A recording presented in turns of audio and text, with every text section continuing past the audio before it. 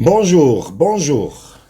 Bienvenue à ton premier module de formation. C'est beaucoup plus un module d'orientation que de formation et c'est la raison pour laquelle j'ai voulu commencer avec ce module qui est appelé des études à l'emploi, comment faire le bon choix. Donc, si tu es fraîchement diplômé d'une université et que tu peines à trouver ta voie dans le milieu professionnel, ce module, il t'intéresse. Pourquoi? Parce que je vais parler de critères de sélection qui vont te permettre de choisir la voie qui te correspond le mieux, qui te correspond le plus et qui va te permettre d'avoir une carrière professionnelle très réussie.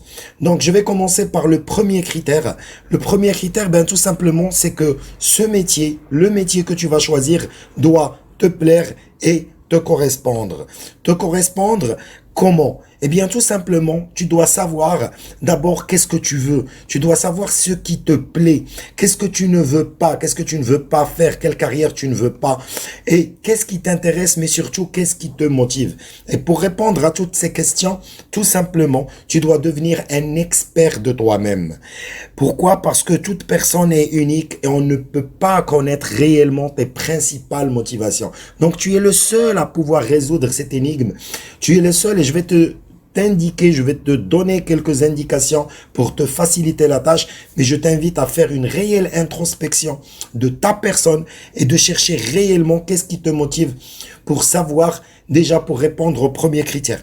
Donc là maintenant, on peut se dire qu'il y a des personnes qui veulent devenir riches, il y a des personnes qui veulent tout simplement vivre, il y a des gens qui veulent avoir un métier qui va leur permettre de voyager, il y a des gens qui veulent un métier qui va les garder près de leurs proches sans se déplacer.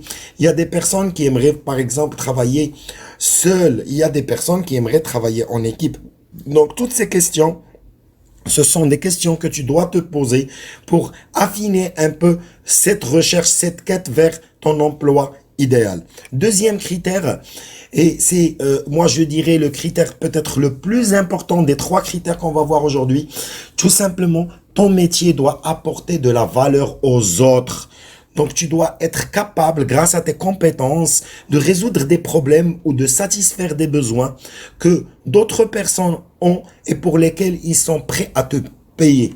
Je te donne un exemple. Par exemple, quand tu vas chez un médecin, tu as un problème de santé et tu es prêt à payer ce médecin pour la valeur ajoutée, pour la résolution du problème de santé que tu as.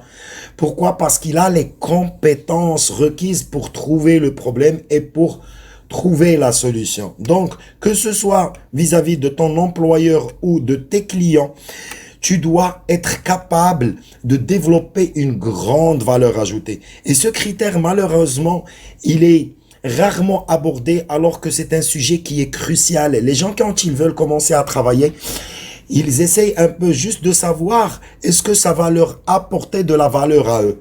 Mais tant que tu représentes une grande valeur ajoutée, eh bien tout simplement tu auras de la facilité à trouver du travail avec un meilleur salaire. Donc, s'il te plaît, s'il y a un critère sur lequel je vais mettre l'accent aujourd'hui, c'est le critère que tes compétences doivent avoir une grande valeur ajoutée pour les autres. Le troisième critère, c'est que tu dois être capable d'exercer ce métier ou tu dois être capable d'acquérir les compétences nécessaires pour exercer ton futur métier. Et là, il y a une alternative. L'alternative après les études universitaires, c'est la formation professionnelle. Il faut se dire que à la fin de la scolarité obligatoire, une formation professionnelle est demandée. Pourquoi? Pour te spécialiser, pour avoir une spécialité et pour que tu sois formé auprès de professionnels qui vont te faciliter l'accès et qui vont t'apprendre comment acquérir les compétences nécessaires pour ne pas bugger, pour ne pas stopper lors de ton premier entretien d'embauche. Donc, Maintenant, si on résume un peu les 3 critères de ton métier idéal, donc ton métier idéal doit d'abord te correspondre et tu dois être capable ou devenir capable de l'exercer et surtout, il doit apporter de la valeur aux autres et là, tout le monde est heureux. Donc ton métier idéal, c'est l'intersection, je l'ai mis en jaune, c'est l'intersection de ces 3 critères. Maintenant, on va voir si l'un des critères manque, qu'est-ce qui se passe si vraiment l'un des critères, des 3 critères qu'on a vus ensemble, il manque à ton métier idéal, qu'est-ce qui va se passer? On va commencer par le premier cas de figure, c'est que ce métier, il te correspond, il apporte de la valeur aux autres, mais tu n'es pas capable de l'exercer. Eh bien, tout simplement, c'est un rêve, c'est pas un métier. Mais ne t'inquiète pas, il y a une solution. Tout simplement, c'est que tu dois trouver la bonne formation afin d'acquérir les compétences nécessaires pour concrétiser ton rêve, ce rêve d'exercer ce métier qui te tient tellement à cœur. Deuxième cas de figure, tout simplement, c'est que ce métier te correspond, tu es très compétent et capable, mais il n'apporte aucune valeur ajoutée. Tout ça, normalement, c'est un loisir, c'est un hobby, c'est quelque chose qui ne peut pas être monétisé. Mais là aussi, il y a une solution, c'est que il faut se concentrer sur la valeur et comment on apporter aux autres. Cristiano Ronaldo, c'est un joueur de football. Pour lui, le football, c'est un loisir.